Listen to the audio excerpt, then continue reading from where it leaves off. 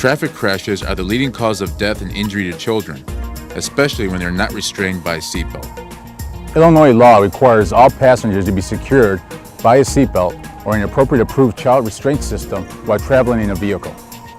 That means all ages and every seat in the vehicle, back or front.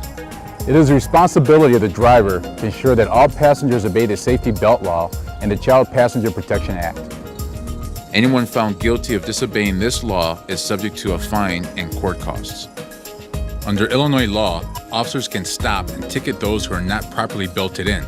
So buckle up, it could save your life.